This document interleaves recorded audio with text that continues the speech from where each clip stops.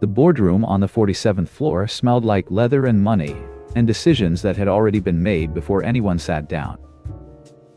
Evelyn Carter stood at the head of the table in her gray Armani suit, watching her father arrange papers with the careful precision of a man who had rehearsed this moment.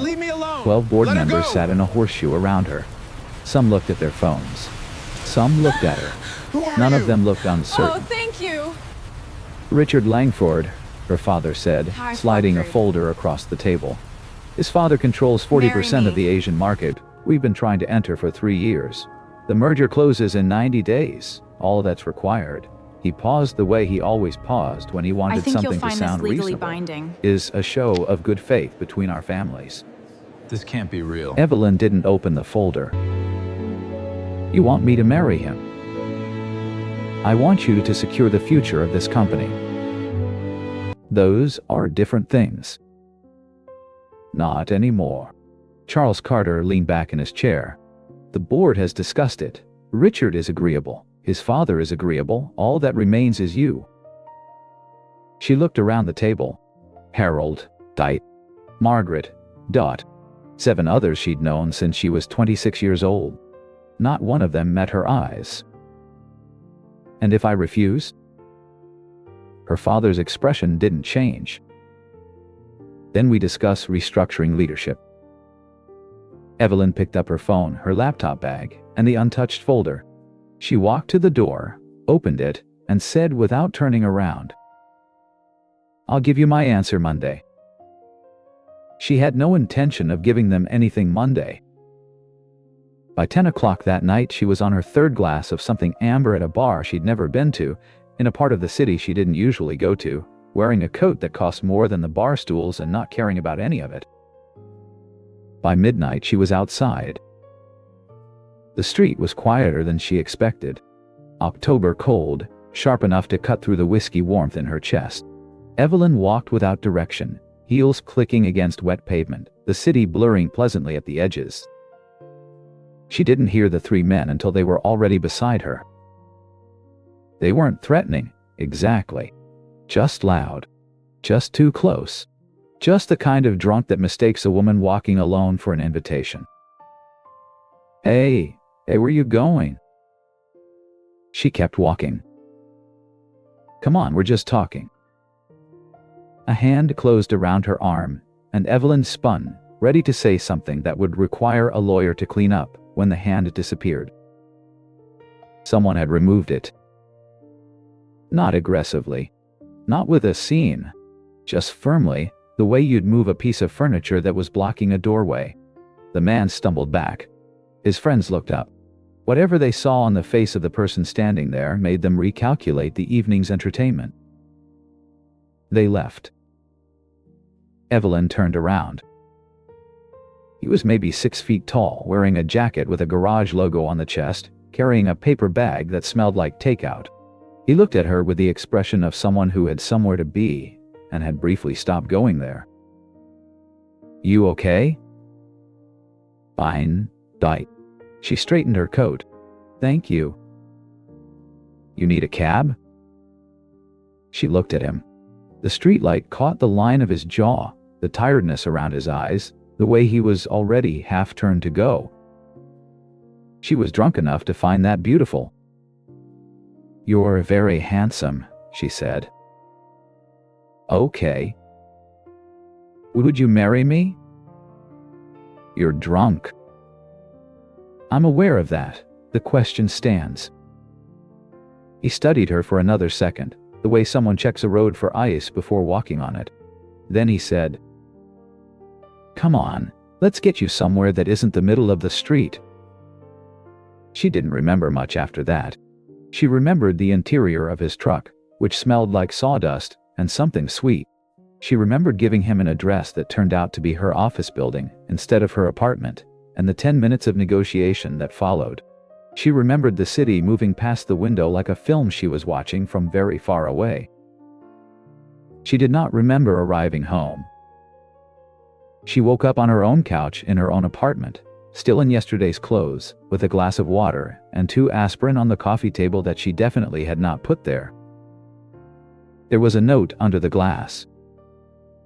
You gave me your building's address instead of your apartment. The night security let me in. Aspirin's in the cabinet if you need more. Evelyn sat up slowly. Read the note twice. Tried to reconstruct the previous evening from the fragments she had available. The boardroom. The bar. Dad. The street. I know. The man with the takeout bag and the garage logo. She looked around her apartment. Nothing was missing. Nothing was disturbed. The door was locked from the inside, which meant he'd left before she'd fallen fully asleep. Or she'd locked it herself in some autopilot function of the body she didn't remember. She drank the water, took the aspirin, stood at her floor-to-ceiling windows and looked at New York in the pale October morning. Her father wanted her married in 90 days. Richard Langford had a firm handshake and eyes that watched exits. Every man in her social circle knew her net worth before they knew her name. She thought about the man from last night, the way he'd removed that hand from her arm without drama, the way he'd driven her home and left aspirin and not asked for anything. She thought, he doesn't know who I am. It was the first genuinely interesting thought she'd had in months. She still had the garage logo from his jacket in her memory. It took her assistant 40 minutes to find the address. The garage was on the edge of a town small enough that the gas station doubled as a post office. Evelyn parked her car on the gravel lot and sat in it for a moment, looking at the weathered sign above the roll-up door. Hayes Auto and Repair. A man's legs were visible under a truck. She could hear the sound of something being turned, metal on metal, steady and unhurried. She got out. Excuse me. The legs stopped moving. A pause. Then the creaking sound of a rolling board and Michael Hayes emerged from under the truck, wiping his hands on a rag, squinting up at her in the October light. He recognized her immediately. She could tell by the particular stillness that came over his face. You found the right address this time, he said. I did. She stopped a few feet away. I wanted to thank you for last night. You don't have. I know. She looked at the garage, at the truck, at the small window on the second floor of the building where she could see a child's drawing taped to the glass. Can I ask you something? He waited. Are you married? Something shifted in his expression. Not much. Just enough. Why? I'm going to make you an offer, and I want to understand the full picture first. Michael looked at her for a long moment. Then he said, in the tone of someone setting something down carefully, I'm already married. Evelyn paused. Oh, what? My wife left 4 years ago, gambling debts. She took what she could carry and didn't come back. His voice was flat, the way voices get flat around things that have been said too many times. Left me with Sophie, she's 7 now. I'm sorry. You asked? Evelyn looked at the drawing on the window. A house with 3 figures in front of it, all holding hands, the way children always drew houses. The third figure was smaller than the other 2. She said, I still want to make the offer. He crossed his arms. I'm listening. I need to be married, publicly, verifiably, before the end of 90 days. My company is closing a merger, and the partner has certain, she chose the word carefully, expectations about the personal stability of the people he's doing business with. If I'm not married, I lose my position. That sounds like a problem for a lawyer. It is. That's why there would be a contract, 1 year. You attend events with me when required, we maintain a credible public appearance, and in return I pay for whatever you need. Medical, business, Sophie's future. Sophie's future. She paused. I understand, this is unusual. Unusual, he repeated. You can think about it. There's no deadline today. She took a card from her coat pocket and held it out. My number. Michael looked at the card. Didn't take it immediately. Then, "You know I'm technically still married." "You mentioned." "And that doesn't bother you." "I'll have my lawyer look at it. These things are usually straightforward if both parties are cooperative." She met his eyes. "Unless there's a reason they wouldn't be." Something moved behind his expression, quick and gone. He took the card. "I'll think about it," he said. Evelyn nodded, got back in her car, drove back to the city. She didn't think much about his phrasing. She should have. 10 days later, her phone rang at 2 in the morning. It was Michael. "I'm at St. Catherine's." His voice was different from before. Still controlled, but in the way of something controlled by force. "Sophie has pneumonia. They admitted her 2 hours ago." Evelyn sat up in the dark. "Is she okay?" "She's stable, but the bill." A pause. She heard him breathe. "I can't. I've got 40,000 in savings, and this is already 30 of it, and that doesn't include whatever comes after." Silence. "I'm saying yes," he said, "to your offer, but on my terms." "Tell me your terms." "Sophie doesn't get hurt. Whatever this is between us, whatever it looks like to the public, she stays out of it. The moment she shows any sign that this is damaging her, we stop. No negotiation." Agreed. "And I want it in writing. Every number, every obligation, every date. I'm not doing this on trust." "I'll have a contract to you by Thursday." Another pause. Longer this time. "She asked for you," he said. "Tonight, when she was scared, she asked if the pretty lady from Daddy's phone screen was coming." A beat. "I don't know why I told you that." Evelyn looked at the ceiling of her dark apartment. "Tell her I'll come Thursday," she said, "when I bring the papers." She came Thursday. She came the Thursday after that, and the one after that. They married on a Saturday in November at a courthouse in the town where Michael lived, with a justice of the peace, Sophie in a yellow dress she'd chosen herself, and Patricia, Evelyn's lawyer, as one of 2 witnesses. Sophie held both their hands during the ceremony. The papers were signed at 11:04 in the morning. By 11:30, they were eating pancakes at the diner across the street, because Sophie had negotiated this as a condition of wearing shoes she described as hurting her spirit. It was the most efficient wedding Evelyn had ever attended.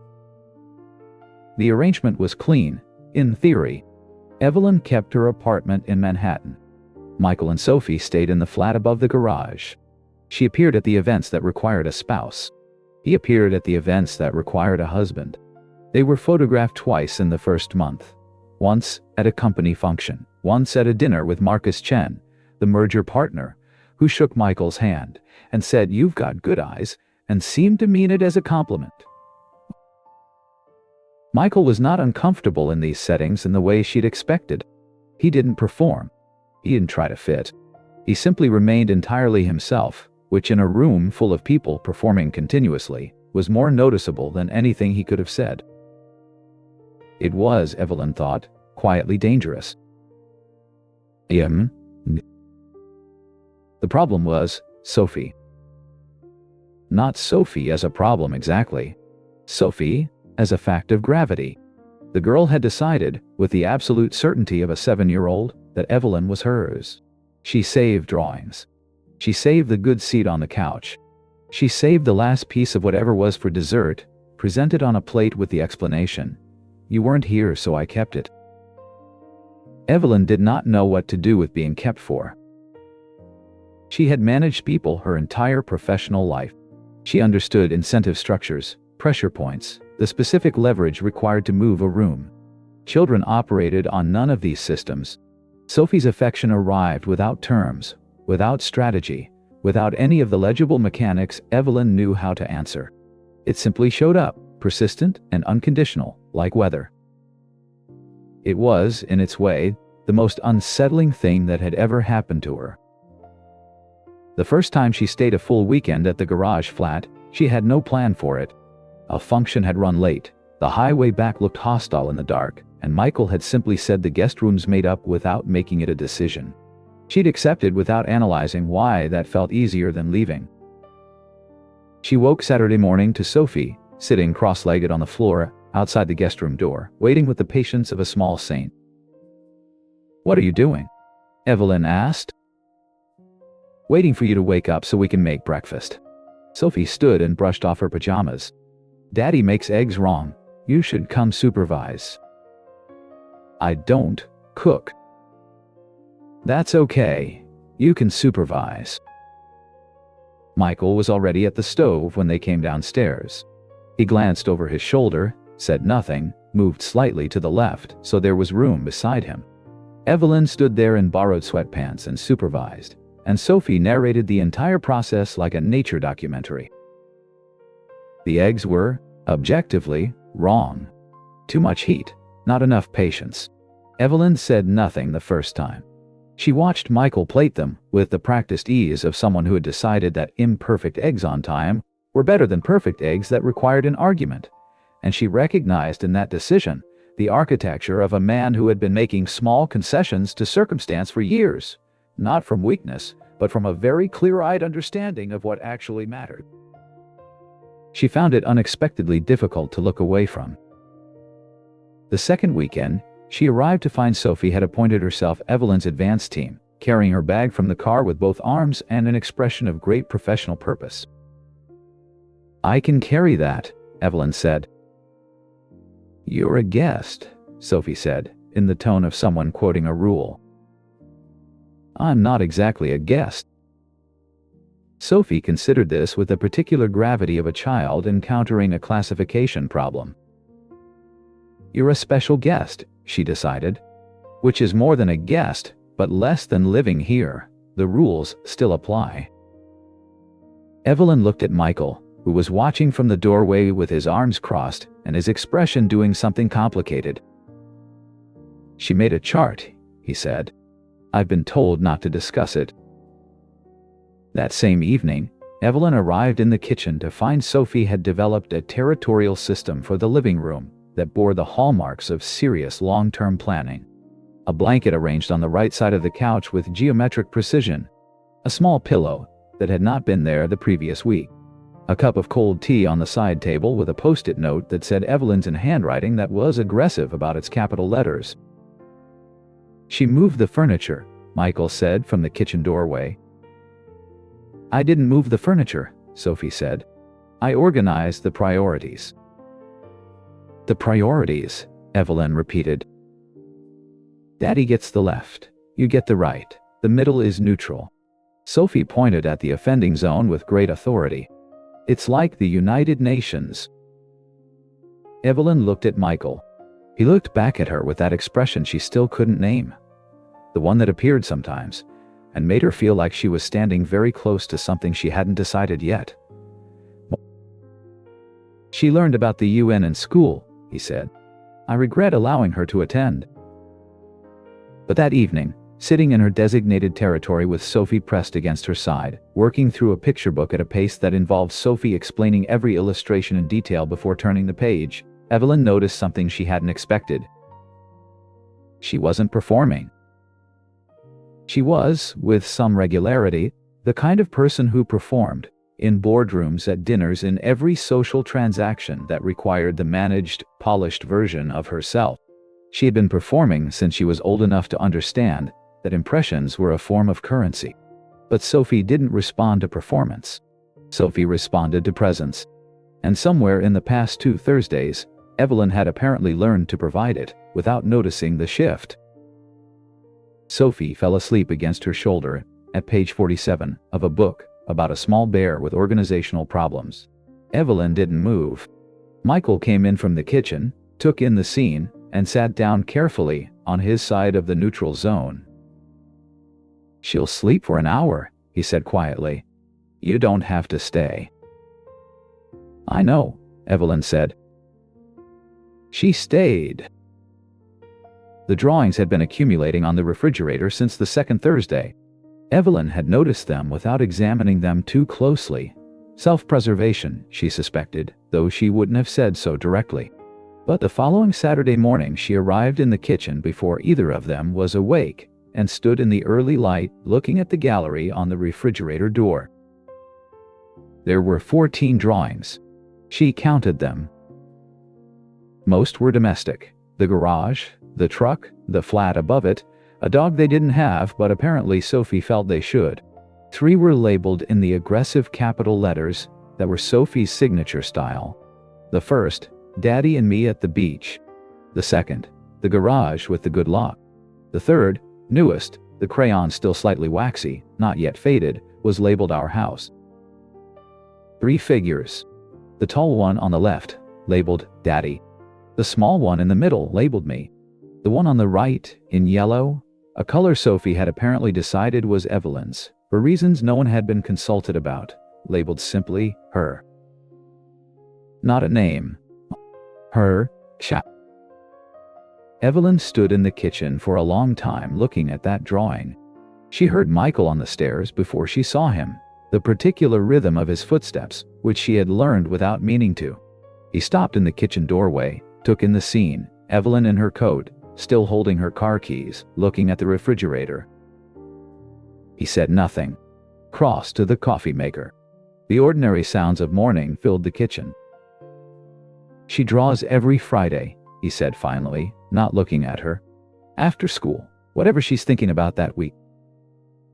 Evelyn looked at her. She's been thinking about this for a while, she said. Yes. A pause. Michael. I know, he said. His voice was quiet. I know. He set a cup of coffee on the counter in front of her and went back upstairs to wake Sophie, and neither of them said anything else about it, and the drawing stayed on the refrigerator because neither of them could think of a reason to take it down. By the 3rd week, Evelyn was correcting the eggs. Not critically, she didn't announce it, didn't offer instruction. She simply moved the pan to a lower burner when Michael's back was turned, and the eggs came out different, and Sophie said they were better, and Michael looked at Evelyn across the kitchen with an expression she was beginning to be able to read. It meant, I noticed. It meant, thank you. It meant, underneath both of those, something she wasn't ready to name yet. She lowered her eyes and said nothing, and felt, with considerable alarm, that she was becoming a person who noticed what temperature other people used for eggs. That same weekend after Sophie was asleep, she found Michael on the back steps of the flat with a beer and the particular stillness of a man who has learned to occupy silence without filling it. She sat down beside him. The October cold was back. The gravel lot below them was dark except for the security light drawing its pale circle. What made you call me? She asked. That night, from the hospital. Michael turned the bottle in his hands. For a moment she thought he wouldn't answer. He had a talent for not answering things he found too direct. But then he said, You seemed like someone who meant what she said. He paused. And I'd been meaning it for a while, saying yes. I just needed a reason that was bigger than the fear. The fear of what? Of letting someone into this. He nodded toward the window where Sophie's nightlight glowed orange against the curtain. It's not just me that can get hurt. Evelyn looked at the nightlight. I know, she said. He glanced at her. Do you? She thought about it honestly. The genuine version, not the managed one. I'm starting to, she said.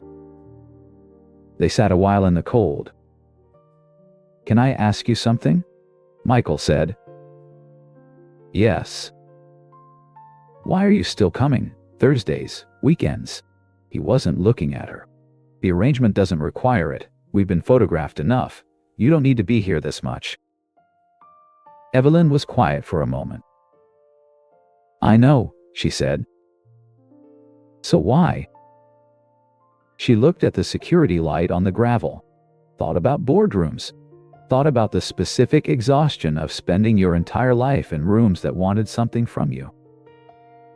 It's the only place I go, she said slowly, where the room doesn't want anything. He turned to look at her. The room, he said. The people in it, she corrected. You, Sophie. She paused. You don't want anything from me that I haven't already given you. Michael was quiet for a long time.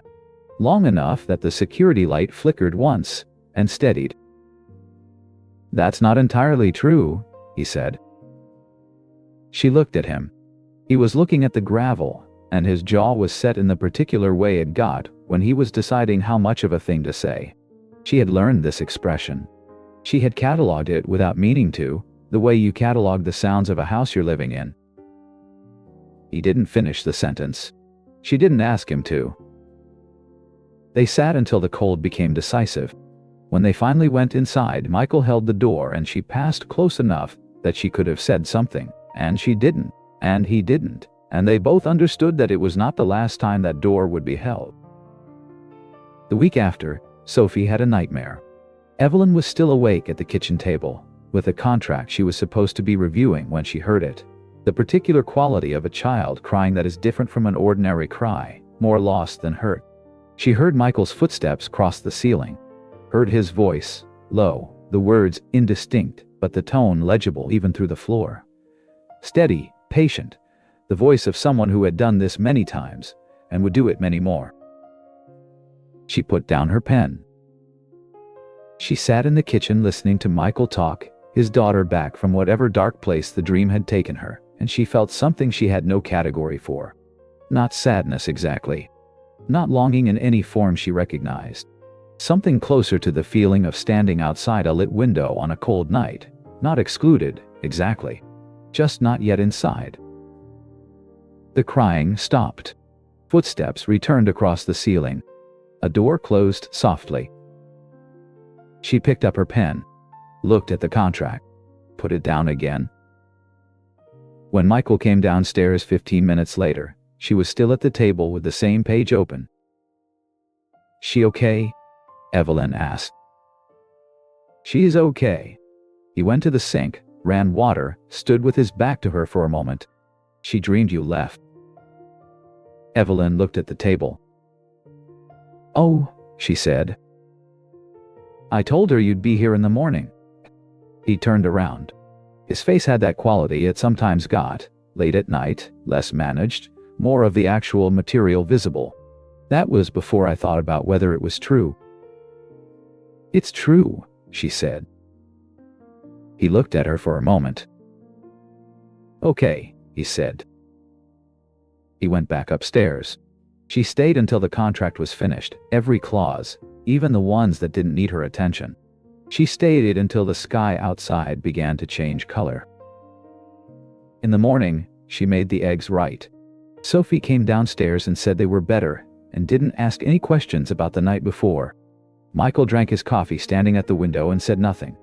Evelyn sat at the kitchen table in someone else's house, and felt, for the first time in longer than she could precisely locate, entirely like herself. These were not the moments she had planned for. They were the ones that stayed. The third full weekend after Sophie was asleep, Evelyn found Michael on the back steps of the flat with a beer and the particular stillness of a man who has learned to occupy silence without filling it. She sat down beside him. The October cold was back. The gravel lot below them was dark, except for the security light drawing its pale circle. What made you call me? She asked. That night, from the hospital. Michael turned the bottle in his hands. For a moment she thought he wouldn't answer. He had a talent for not answering things he found too direct. But then he said, You seemed like someone who meant what she said. He paused. And I'd been meaning it for a while, saying yes. I just needed a reason that was bigger than the fear. The fear of what? Of letting someone into this. He nodded toward the window where Sophie's nightlight glowed orange against the curtain. It's not just me that can get hurt. Evelyn looked at the nightlight. I know, she said. He glanced at her. Do you? She thought about it honestly. The genuine version, not the managed one. I'm starting to, she said. They sat a while in the cold. Can I ask you something? Michael said. Yes. Why are you still coming? Thursdays, weekends. He wasn't looking at her. The arrangement doesn't require it. We've been photographed enough. You don't need to be here this much. Evelyn was quiet for a moment. I know, she said. So why? She looked at the security light on the gravel, thought about boardrooms, thought about the specific exhaustion of spending your entire life in rooms that wanted something from you. It's the only place I go, she said slowly, where the room doesn't want anything. He turned to look at her. The room, he said. The people in it, she corrected. You, Sophie. She paused. You don't want anything from me that I haven't already given you. Michael was quiet for a long time, long enough that the security light flickered once and steadied. That's not entirely true, he said. She looked at him. He was looking at the gravel, and his jaw was set in the particular way it got when he was deciding how much of a thing to say. She had learned this expression. She had cataloged it without meaning to, the way you catalog the sounds of a house you're living in. He didn't finish the sentence. She didn't ask him to. They sat until the cold became decisive. When they finally went inside, Michael held the door and she passed close enough that she could have said something, and she didn't, and he didn't, and they both understood that it was not the last time that door would be held. These were not the moments she'd planned for. They were the ones that stayed. There was a night in the 4th week when Sophie had a nightmare, and Evelyn was still awake at the kitchen table with a contract she was supposed to be reviewing, when she heard the sound from upstairs. The particular quality of a child crying that is different from an ordinary cry, more lost than hurt. She heard Michael's footsteps cross the ceiling, heard his voice, low, the words indistinct but the tone legible even through the floor, steady, patient, the voice of someone who had done this many times and would do it many more. She put down her pen. She sat in the kitchen, listening to Michael talk his daughter back from whatever dark place the dream had taken her, and she felt something she had no category for. Not sadness exactly. Not longing in any form she recognized. Something closer to the feeling of standing outside a lit window on a cold night, not excluded, exactly. Just not yet inside. The crying stopped. Footsteps returned across the ceiling. A door closed softly. She picked up her pen, looked at the contract, put it down again. When Michael came downstairs 15 minutes later, she was still at the table with the same page open. She okay? Evelyn asked. She's okay. He went to the sink, ran water, stood with his back to her for a moment. She dreamed you left. Evelyn looked at the table. Oh, she said. I told her you'd be here in the morning. He turned around. His face had that quality it sometimes got, late at night, less managed, more of the actual material visible. That was before I thought about whether it was true. It's true, she said. He looked at her for a moment. Okay, he said. He went back upstairs. She sat in the kitchen until the contract was finished, every clause, even the ones that didn't need her attention. She sat until the sky outside began to change color. In the morning, she made the eggs right, and Sophie came downstairs and said they were better and didn't ask any questions about the night before, and Michael drank his coffee standing at the window and said nothing, and Evelyn sat at the kitchen table in someone else's house feeling, for the first time in longer than she could precisely locate, entirely like herself. The night of small things. The FAF weekend after Sophie was asleep, Evelyn found Michael on the back steps of the flat with a beer and the particular stillness of a man who has learned to occupy silence without filling it. She sat down beside him. The October cold was back. The gravel lot below them was dark, except for the security light drawing its pale circle. What made you call me? She asked. That night, from the hospital. Michael turned the bottle in his hands. You seemed like someone who meant what she said. He paused. And I'd been meaning it for a while. Saying yes. I just needed a reason that was bigger than the fear. The fear of what? Of letting someone into this. He nodded toward the window where Sophie's nightlight glowed orange against the curtain. It's not just me that can get hurt. Evelyn looked at the nightlight. I know, she said. He glanced at her. Do you? You? She thought about it honestly. I'm starting to, she said. They sat a while longer in the cold. Neither of them went inside. These were not the moments she'd planned for, but they were the ones that stayed. She didn't notice him at first. That was by design. Richard Langford was methodical in the way of people who had learned patience, not from wisdom, but from wanting things they couldn't have immediately. He didn't confront. He didn't threaten. Juan. He watched and gathered and waited. The first sign was small. A source in her company's PR department mentioned that someone had requested the schedule for the company's upcoming annual event. Anonymous query, nothing actionable. Evelyn filed it in the back of her mind. The second sign was at a charity gala, 3 months into the arrangement. Richard was there, which wasn't unusual. They moved in the same circles had for years. But he found her at the edge of the room and stood beside her and said without looking at her, You look tired. I'm fine. This arrangement you've made, he picked up a glass from a passing tray. It won't hold.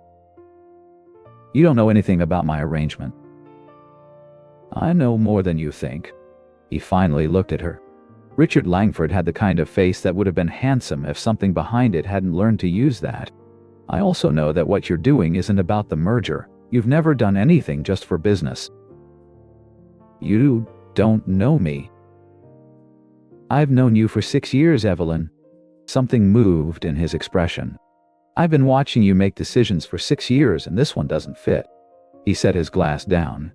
I'm not threatening you. I want you to understand that. I'm telling you that I've been patient because I believed eventually you'd see that what your father arranged wasn't a business deal.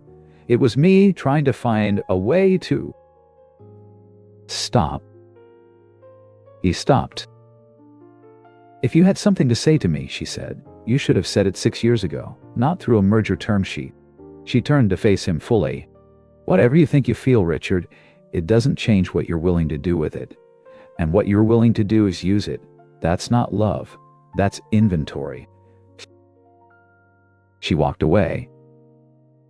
She didn't see his expression after she turned. If she had, the precise moment it moved from wounded to something cooler, more resolved, more patient than before, she would have started preparing sooner. But she didn't see it, and she didn't prepare. Richard Langford walked to the bar, ordered something he didn't drink, and made a call.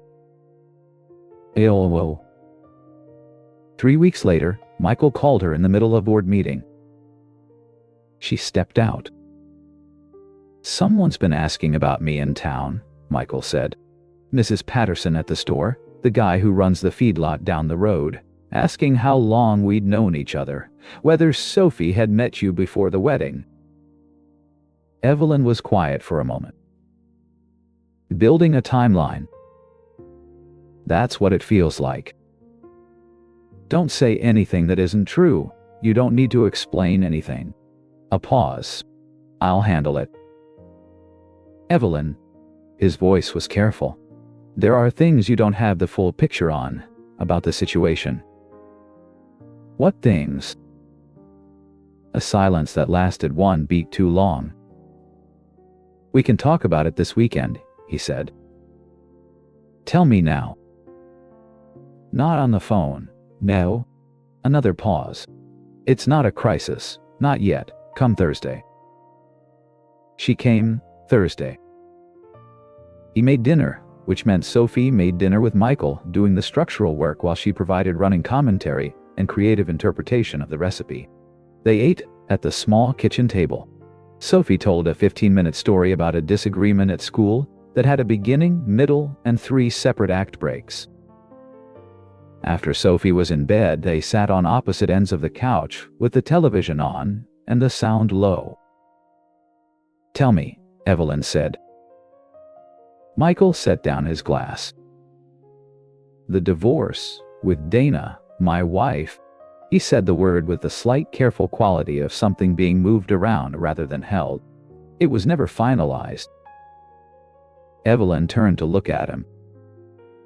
"She left, and I filed, and she never responded to the paperwork. And then time passed, and Sophie was small, and I was—" He stopped. "I let it sit. I kept meaning to push it through legally, and I kept not doing it, and then 4 years went by." He met her eyes. "When you asked me if I was married, I told you the truth. I am, legally, technically, still. Our marriage is legally problematic at best." His voice was even. "At worst, it's fraud. I didn't fully understand the implications when I agreed. I thought—" He stopped again. "I thought we'd have time to sort it before it mattered." The room was quiet. "You told me," Evelyn said slowly. "The first day, I said I was already married. You said it didn't matter, you'd have your lawyer look at it." She thought back. Stood outside his garage in the October cold. "Are you married?" And he'd said exactly that. And she had said, "These things are usually straightforward." She had never asked her lawyer to look at it. "I assumed," she said. "I know." She stood up, walked to the window. The garage lot was dark, just the security light casting a pale circle on the gravel. "Richard," she said. "He's looking for this." "I know." "If he finds Dana—" "I know, Evelyn." She turned around. He was watching her with that expression she still couldn't name, the one that appeared sometimes, and made her feel like she was standing very close to something she hadn't decided yet. "Why didn't you tell me sooner?" "I was going to. Every week I was going to." He looked at his hands.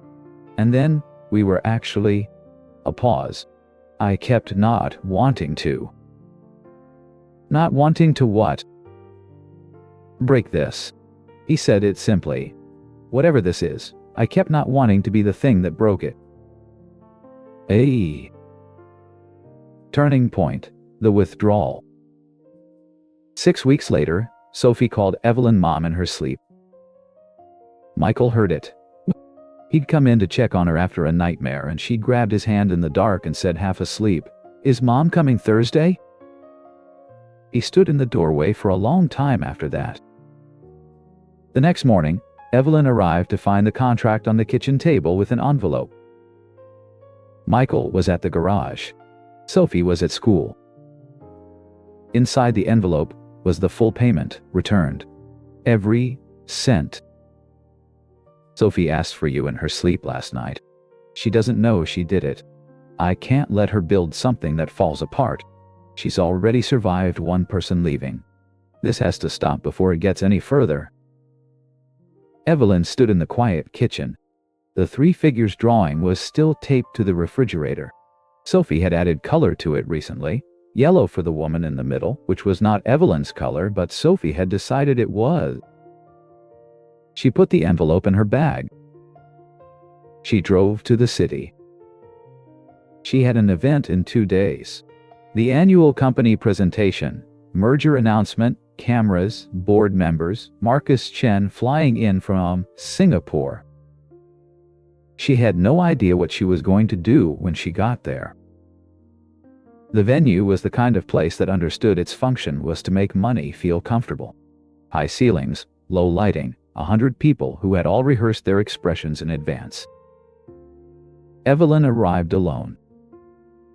She stood at the edge of the pre-event reception and held a glass of water and thought, with considerable clarity, about the specific sequence of choices that had brought her here. The boardroom 90 days ago. The bar, Diddy. The street. The garage. The courthouse. The kitchen table. The note. She's already survived one person leaving. She thought about Sophie saying mom in the dark. She thought about Michael's face at the courthouse, when Sophie had held both their hands, and the way he'd looked, not at the justice of the peace, but at his daughter. She thought about a man who had told her the truth on day one, in plain language, and she had not listened because it was inconvenient. Richard arrived at 7:15. She saw him cross the room, saw the woman beside him. She was perhaps 40, with the particular composure of someone who had been told what to do and had decided to do it. She carried nothing except a small purse and the document folder Richard held for her. She walked without looking around the room. Evelyn knew who she was before they reached her. Evelyn died. Richard's voice was pleasant, the way a closed door is pleasant. I don't think you've formally met Dana Hayes. The woman looked at her without hostility. Just looked, in the way of someone who has been explained a situation and arrived to fulfill a function. We have some documents, Richard said. I thought it would be more efficient to present them here, given the context. Dana opened the folder and placed it on the nearest surface. A marriage certificate. Michael Hayes and Dana Collins. Dated 11 years ago. No dissolution on record. Richard said to the 3 board members who had drifted close enough to see, I think there are some questions about the legal validity of the company CEO's marriage that the board should be aware of. Evelyn picked up the document. She read it. She set it down. She thought about Michael's voice on that first day. I'm already married. Flat. One. Dewey. Careful. Setting something down so she could pick it up. She had not picked it up. The room was watching her. She could feel it, that particular quality of attention that forms when a crowd senses something about to give way. She walked to the podium. She had notes on the lectern. Merger figures, talking points, the careful language her communications team had prepared. She moved them aside. I want to say something, she said into the microphone, before we proceed. The room settled. 3 months ago I stood in a boardroom and was told to get married or lose my company. I responded by going to a bar and making a series of decisions that I would characterize as impulsive. The man I ended up marrying told me, the first day I met him, that he was technically still married. I told him I'd have my lawyer look at it. I did not have my lawyer look at it, because it was inconvenient, and I wanted a solution, and I decided that his truth was a smaller obstacle than my problem. Silence. That was my failure, not his. He told me the truth. I chose not to hear it. She looked at the document on the table, then back at the room. So the person who committed fraud here is not Michael Hayes, who said I'm already married on the day we met and has said nothing dishonest since. It's me. I knew there was a problem. I had the resources to address it, and I didn't, because I was more interested in maintaining control of a situation than in being honest about its complication. Richard was very still across the room. Something she'd never seen in him, a recognition he hadn't prepared for. I'm resigning from my position as CEO effective immediately, she said. I'll work with the board to ensure an organized transition. The merger with Chen Technologies should proceed. It's a sound deal regardless of who's running the company, and Marcus Chen is a reasonable man. She paused. And I owe someone an apology. Several, actually, but one in particular. She stepped away from the podium. She picked up her coat from the back of a chair. She walked out. Richard stood alone for a moment in the center of the room, the documents still on the table, his patience having arrived at a destination he hadn't planned for. He had expected a fight. He had expected a defense, a countermaneuver, something he could answer. He had not expected her to simply tell the truth.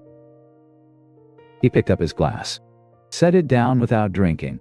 Then he walked to where Dana was standing near the door. Whatever you need, he said.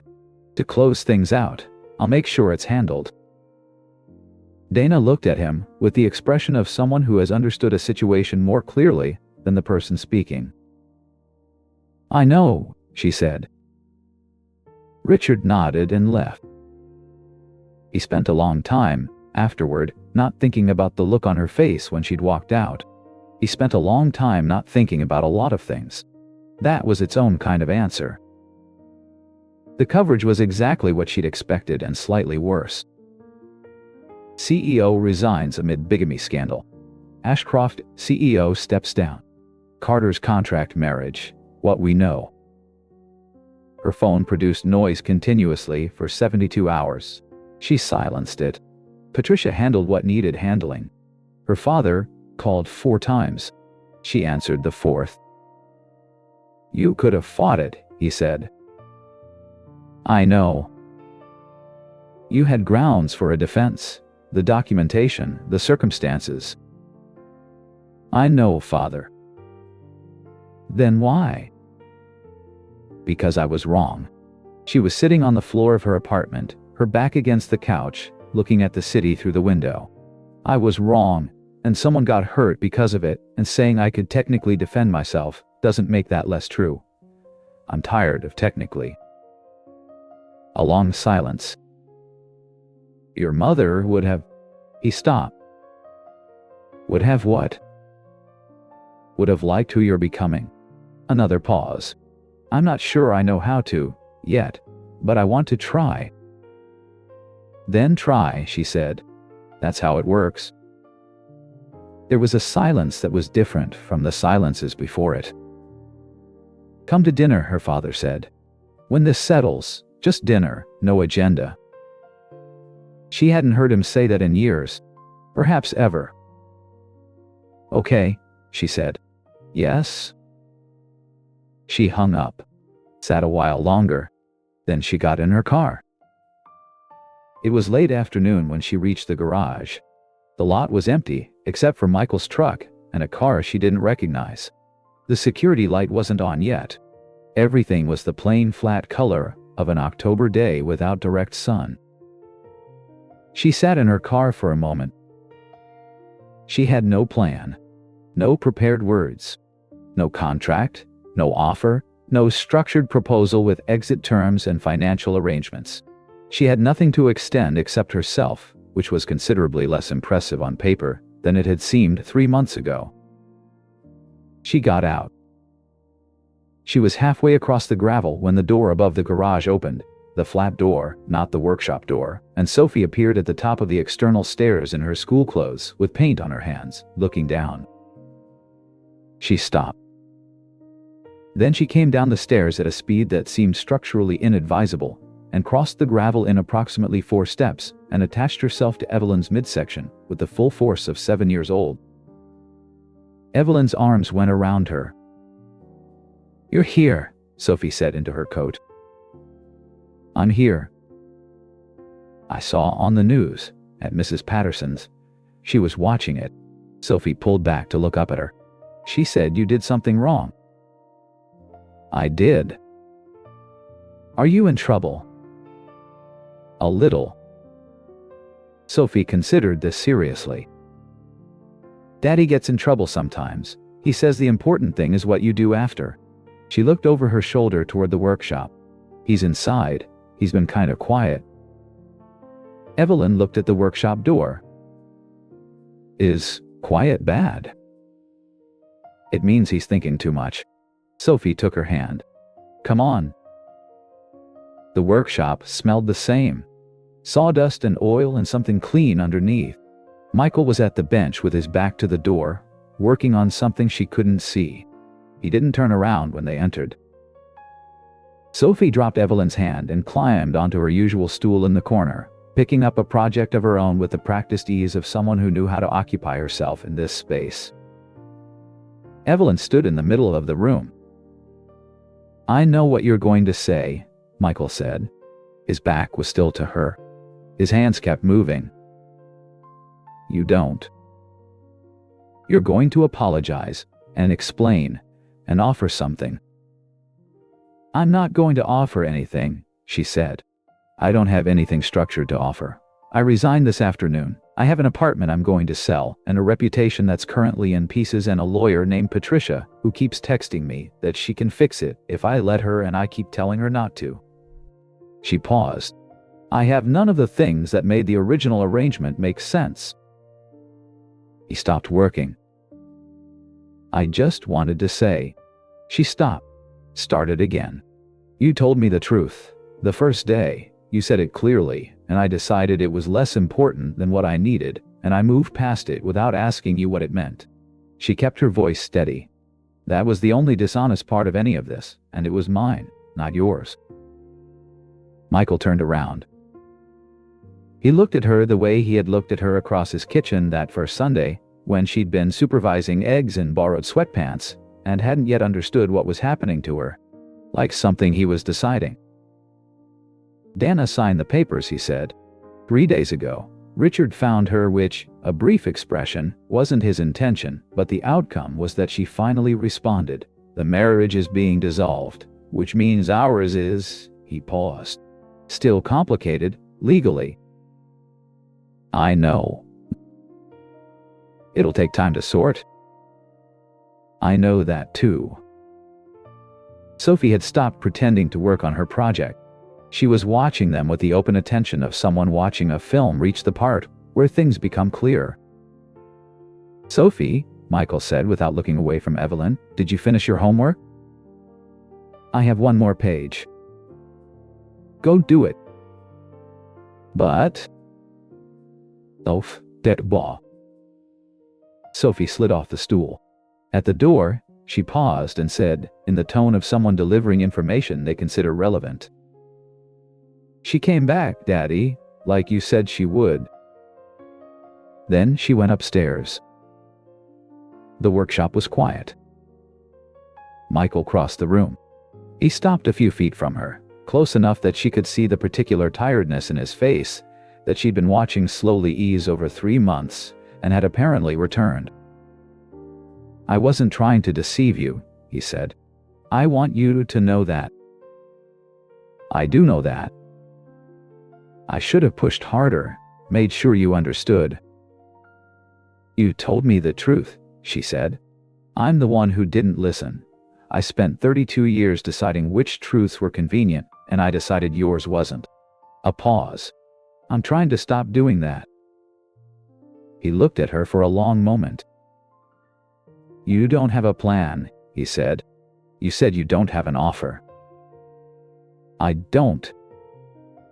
"So what do you have?" She thought about it honestly. "I know how to make the eggs right now," she said. "Sophie taught me, the 3rd weekend. I know that she likes her sandwiches cut diagonally, not straight across, because she says it tastes different, which is not scientifically supportable, but seems to be genuinely true for her." She paused. "I know that you check the workshop lock twice before you come upstairs, and you don't know you do it. I know you leave the lamp on in the kitchen because Sophie wakes up sometimes and doesn't want to turn a light on in the dark." She looked at him. "I know that you told me a true thing on the first day and I didn't listen, and that I would like the chance to be someone who listens." Something shifted in his expression. The tiredness didn't go away, but something underneath it did. "That's not a plan," he said. "No, Montsegley. It's not an offer." "No." He looked at the workshop door, at the stairs beyond it, at the window where the kitchen lamp was already on, even though it wasn't dark yet. "Thursday," he said. She looked at him. "Come Thursday. Sophie's been saving your seat on the couch. She didn't say anything about it. She just doesn't let anyone sit there." He held her eyes. "We'll talk." Evelyn nodded. She turned toward the door. Stopped. "Michael?" "Yeah." "The first night, when you drove me home." She turned part way back. "You didn't have to do that." "No," he agreed. "You could have called a cab." "I could have." "Why didn't you?" He was quiet for a moment. "You seemed like someone who needed to get somewhere safe and wasn't sure where that was." He paused. I didn't think it was that complicated. Evelyn stood in the doorway of the workshop with the October cold at her back and the lamp-lit garage in front of her.